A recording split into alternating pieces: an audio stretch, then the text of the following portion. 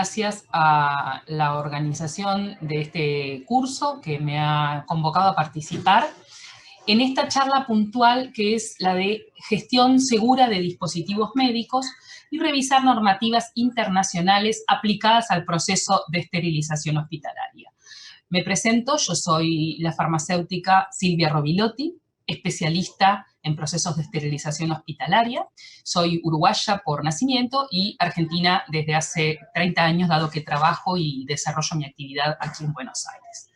Así que bueno, lista la presentación, vamos a comenzar la presentación del tema. Aclarando que no tengo ningún conflicto de intereses relacionado con la presentación que va a comenzar.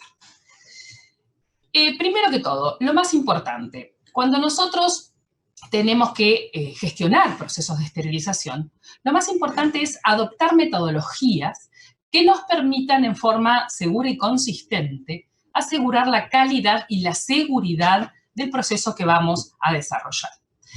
Para esto, no cabe duda que lo más importante es que todas las actividades relacionadas al procedimiento se puedan realizar conformes a una metodología validada. Por ello vamos a definir lo que es el proceso de validación. La validación, cualquiera sea lo que hagamos, son procedimientos documentados tendientes a obtener, registrar e interpretar los resultados requeridos para establecer que un proceso generará de forma constante un producto que cumpla especificaciones predeterminadas. Qué detalle, ¿no? Muy importante entonces entender que la validación del proceso de esterilización es lo que garantizará los estándares de calidad predeterminados que defino para mi producto. Existen a nivel mundial diferentes organizaciones dedicadas a la estandarización de procesos y yo voy a focalizarme en las ISO, la ISO en su sigla, que es la Organización Internacional de Normatización, que es el organismo encargado, uno de los organismos más importantes, encargados de promover el desarrollo de normas internacionales, tanto para productos como para servicios. En nuestro caso, en el ámbito hospitalario, y especialmente focalizados a los procesos de esterilización, voy a mencionarle algunas de las normas ISO con las que solemos interpretar o solemos cruzarnos durante nuestra gestión en la labor diaria de trabajo. Tenemos una ISO, la 17665, referido a esterilizadores de vapor, la ISO 15883, bastante nueva, referido a máquinas lavadoras termodesinfectadoras. No las voy a mencionar a todas, las tienen en el slide, pero hay para vapor a baja temperatura de formaldehído, para los esterilizadores por óxido de etileno, muy importante. Hay una ISO asociada a embalajes y procesos de empaquetado de los productos que luego van a ser esterilizados. Y hay una ISO, la 11140-1 asociada a los indicadores químicos de los procesos, ¿sí?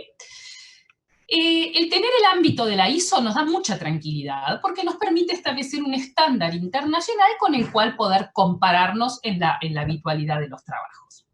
Por ejemplo, la ISO asociada a esterilizadores de vapor, la de calor húmedo, ha generado en su escrito alguna que otra controversia debido, por ejemplo, a los test que deben ser realizados durante la calificación de instalación y la calificación de operación, ¿sí? Esto como para entender que la norma no es estanca, la norma tiene vida en el sentido de que van a aparecer siempre controversias en su uso, cómo lo adaptamos a un país, cómo lo interpretamos en el otro, y bueno, en eso está nuestro desarrollo de gestión diaria para lograr sacar el mejor provecho de este estándar internacional.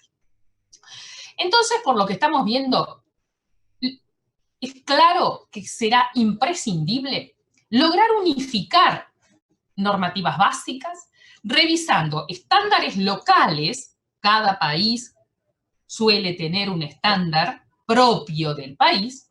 Entonces, revisar ese estándar local, cumplirlo, compararnos siempre con el internacional, buscando absolutamente la mejora continua en los procesos de esterilización. Ahora bien, vamos a ir a la central de esterilización. En la central, el compromiso que tenemos asumido de antemano es la de obtener insumos estériles y seguros para ser utilizados entre los pacientes. En cuanto a estos estándares, ¿existen estándares nacionales en todos los países que ordenen, por ejemplo, el tipo y la frecuencia de los controles de proceso que van a validar finalmente la esterilidad del insumo médico en cuestión? A nivel internacional, ¿existen estándares? Vimos que sí, vimos que está la ISO. Pero a su vez entre ellos, ¿son coincidentes? ¿Coincide el estándar nacional, el estándar local del país en cuestión con el estándar internacional? Bueno, vamos a entretenernos a partir de ahora revisando estos estándares y en lo posible comparándolos entre ellos. Empecemos por casa, en la Argentina. En la Argentina tenemos un Ministerio de Salud cuya resolución número 1547 del año 2007 definió los controles dentro de varias etapas del proceso de esterilización. Se detiene en una en particular, que es la del control de proceso de esterilización. En este caso textual de la resolución, lo que están viendo en pantalla, menciona tips, menciona ideas concretas para tener presente a la hora de generar el protocolo de validación del proceso. Dice, por ejemplo, que se debe controlar el proceso en cada etapa del mismo, registrarlo según lo que fue planificado. Se menciona en nuestra resolución nacional que se deben incluir además el control de insumos de cada etapa, ¿sí? Para lograr un producto consistente con el de producto esterilizado, debemos haber controlado la calidad de la materia prima, de las gasas que utilicemos, de los papeles de empaque, que las cápsulas, por ejemplo, de óxido de etileno contengan el gramaje, los gramos, ¿sí?, indicados en su envase. Debemos haber controlado la calidad de nuestros monitores biológicos, de nuestros indicadores químicos, etcétera, ¿sí? No, la responsabilidad nuestra no acaba en adquirir el insumo y utilizarlo. Tenemos que poder dar fe, dar constancia de la calidad de los mismos. También menciona nuestra resolución la importancia de validar los equipos con cámara vacía y con carga, ¿sí? Diferente situación. La cámara vacía, parámetros que se van a desarrollar con determinada facilidad dentro de la cámara, y luego cómo se comporta esa cámara cuando hay carga dentro de la misma. Esto debe ser hecho por lo menos una vez al año o cada vez que realicemos una reparación importante sobre el mismo. Debemos tener la posibilidad de que personal capacitado se ocupe de las reparaciones dentro de un plan de mantenimiento preventivo y correctivo para todos los equipos. A su vez, nuestra resolución menciona que debe estar accesible los manuales del usuario de todos los equipos en castellano. Aún vemos equipamiento, sobre todo importado, que viene con manuales de país de origen. Yo he visto máquinas lavadoras con manuales en chino, ¿sí? Que quizás son excelentes dispositivos, pero con el manual en un idioma que yo no logro interpretar, no me van a servir de nada. Y con respecto, por ejemplo, a lo que es central propia, a lo que es planta física, nuestra norma habla de que debe haber filtros de aire, filtros en el agua de lavado, medidas de bioseguridad, vestimenta en el personal, calidad de vapor, todo que también integra el control de calidad de lo que es la central. En cuanto a los controles físicos de proceso, nuestra norma habla de que la periodicidad debe ser en cada ciclo, controlando temperatura, con sensores de temperatura propio de los aparatos, o con sensores externos, como puede ser el caso del uso de termocuplas. Registrar estas temperaturas tanto en cámara como en el interior de los paquetes. Atento, todas las personas que están escuchando esta conferencia deben entender la gran diferencia de un sensor de cámara que está conectado y tomando mediciones en algún lugar de la cámara de esterilización, pero que no siempre coincide ese valor de temperatura con el que realmente existe en el interior, por ejemplo, de una caja de instrumental de ortopedia que puede llegar a pesar 8, 9, 10 kilogramos. En cuanto a la presión, es otro parámetro a medir, debe ser realizada con manómetros o manovacuómetros o sensores de presión que tienen que estar calibrados en forma periódica. Y en cuanto al tiempo, bueno, con un reloj propio del equipo calibrado y en forma periódica también. Para el fin de ciclo, dentro de los controles físicos, deberíamos poder registrarlo en un print, en un papel impreso que pudiera emitir el equipo, donde queden registrados los parámetros que se alcanzaron de temperatura, presión y tiempo a lo largo del ciclo total. Y estos registros debemos poder archivarlos junto con el resto de la documentación del proceso. En cuanto a los controles químicos, nuestra resolución 1547 en la República Argentina, vuelvo a repetir, habla de que la periodicidad debe ser en cada ciclo o en cada paquete, dependiendo de si son controles químicos asociados a integración de parámetros, van por ciclo, o controles de paquete interno o externo. Vamos a ver luego las diferencias que aparecen con otras normas en la región. Los indicadores químicos, menciona nuestra resolución, para cada proceso deben tener algunas condiciones de fabricación, como estar impresos con cintas no tóxicas, que sean estables a través del tiempo, de fácil lectura e interpretación y que logren permitir la reproducibilidad de los procesos. Pasando a los controles biológicos, vamos complejizando, vamos avanzando un poco más en la línea de controles de proceso. En la Argentina, la norma nacional habla de que la periodicidad debe ser para calor húmedo, 1 por semana. Para óxido etileno, 1 por carga. En vapor formaldehído, 1 por carga. En gas plasma de peróxido de hidrógeno, 1 por carga. Y para calor seco, nuestra resolución habla de 1 por semana o según el uso de la estufa, debido a que nosotros estamos ya retirándonos del uso del calor seco y en muchas instituciones la estufa solo queda para esterilizar aceites o polvos con una periodicidad de uso quizás mensual. En un mes se esteriliza los contenidos de aceites y polvos para todo el resto del periodo de 30 días y entonces un control semanal ya dejaría de tener sentido. Además, controles biológicos debemos incluir cada vez que el equipo haya sufrido una reparación o si contiene prótesis o implantes. En cuanto a la ubicación de los controles, nuestra norma habla de control en cámara, en lugares inaccesibles al agente esterilizante o dentro de una jeringa, por ejemplo, o en una doble envoltura. Y en los paquetes, centro del paquete, donde se coloca ese paquete en un lugar complejo o más inaccesible para el agente esterilizante.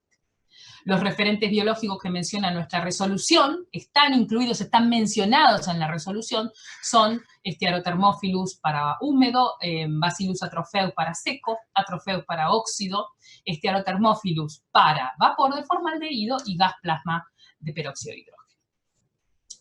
En cuanto a controles específicos, hace una solapa especial, por ejemplo, para el test de Bowie-Dick, y dice que tiene que ser conforme a un paquete estándar, según normas AAMI, o un paquete comercial con características especiales para el ciclo, o un paquete de elaboración propia que se ajuste a los requerimientos del test, que como ustedes saben son tamaños específicos, peso específico, etc.